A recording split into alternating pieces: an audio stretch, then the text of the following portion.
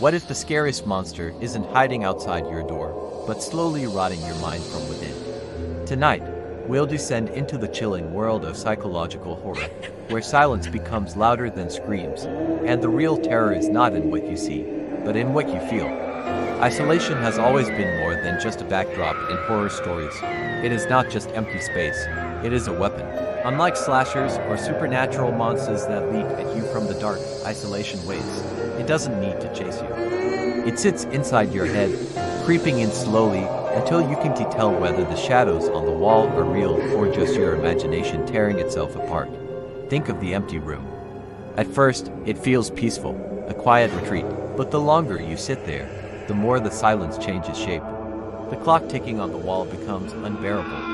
The hum of the fridge begins to sound like whispers, and every faint movement in the dark corner starts to feel like someone watching you. That's the power of isolation. It takes ordinary silence and twists it into something monstrous. When the world outside disappears, the mind turns inward, and what it finds there isn't always safe. Isolation changes how the human brain works. When you are cut off, your senses begin to betray you. The lack of sound sharpens every tiny noise until you swear someone is walking behind you. A flicker of light becomes a figure standing at the edge of the room. But the real horror is deeper. Without other people to anchor you, your identity begins to blur. You question who you are, what is real, and whether your memories can be trusted. Worst of all, isolation strips away the distractions of daily life and forces you to confront yourself, your fears, your guilt, your regrets. Those thoughts grow teeth. They become the monster within. You see this in some of the most powerful horror stories ever told. In The Shining, Jack Torrance isn't just haunted by a hotel. The Overlook isolates him long enough for his demons to start speaking louder than reason. His rage and madness aren't injected into him, they were already there, waiting for silence to let them out. In The Babadook, Amelia's crushing grief turns into a creature that can't be locked out, because it lives inside her already. And in Midsommar, Donnie isn't alone in the physical sense, but her emotional isolation makes her vulnerable. And the cult doesn't have to trap her body, they only need to trap her mind. That's the truth of isolation. It doesn't require silence, only disconnection.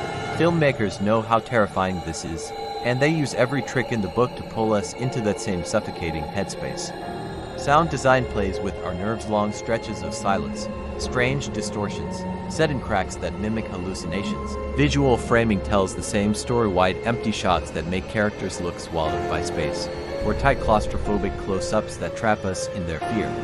Even pacing becomes a weapon. Slow, deliberate storytelling locks us inside the moment until the tension is unbearable. You can't escape the scene, just like the character can't escape their own mind. But why does this fear haunt us so deeply? Because it mirrors something primal. Human beings are social creatures. We survive through connection. Take that away, and we begin to decay from the inside out. That's why isolation horror resonates so strongly in the modern world.